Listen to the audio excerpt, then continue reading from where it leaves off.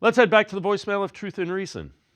Hi, Dave. Great show. Howard from Marin County. Just a couple points about the game. Number one, Joey Judy reminds me a lot of Paul Warfield. You might want to run some tape. Number two, DTR is not the answer. And one thing about Jameis Winston, you get the good and the bad. You can get touchdowns and interceptions. With DTR, he can't throw the ball. You're not going to see beautiful throws to Jerry Judy. I would not waste my time with him. Maybe the Browns should stop looking for a unicorn and, win on defense and a great line and a great running game. I would probably focus on improving the line and getting a great back, because I think getting, the quarterback is like finding a unicorn. Thanks a lot, Dave. Great show. Bye. As always, appreciate all the voicemails. Scott, finding a quarterback for the Browns has been like finding a unicorn. Other franchises have done better. Jerry Judy's been really good. Paul Warfield, you're talking Hall of Famer. I get it. He runs really good routes and is pretty good with the ball in his hands, at least from what we've seen with him.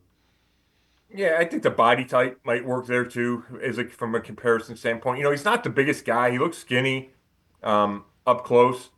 Knock on wood for the Browns. He's avoided injuries this year, and he's got the ball in his hands a bunch.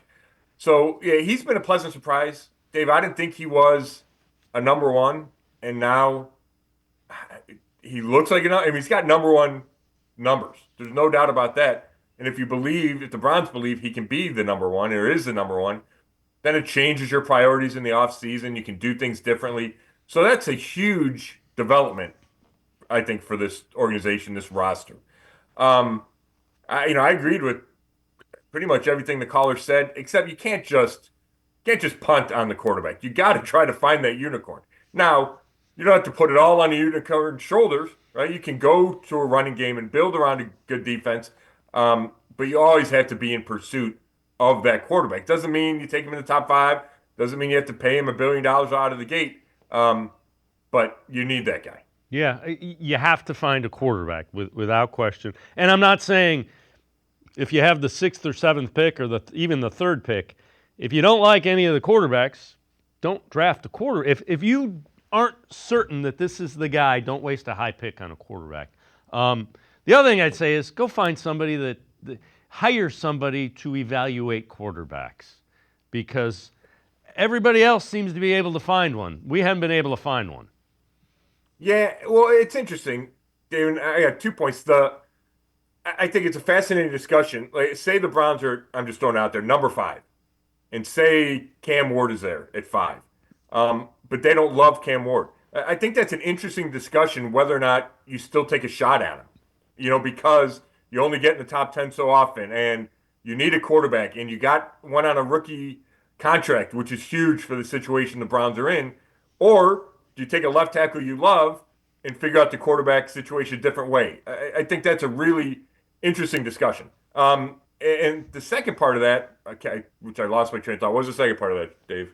How you got to find them. You have to find them some way. Right. Now, that's a fact. I mean, you do, whether that's a draft, whether it's free agency, whether it's trades. I mean, the draft strikes me as the easiest way to find one, but that's such a crapshoot as well. I mean, we've seen that over and over again. Oh, about evaluating this team, or this current regime has not. The only quarterback gets drafted is DTR. Right. So we don't know exactly how they evaluate the guys. We know, they screwed up the Watson, but I think a lot of teams would have screwed up the Watson evaluation given what he did in Houston. My inclination would be to trust Kevin Stefanski. Get a guy that he believes can run his system and trust him to pick the quarterback. Yeah. Again, I can live with that, assuming that what Jimmy Haslam said a couple weeks ago stands true, and it's going to be Stefanski and Barry. I'm with you.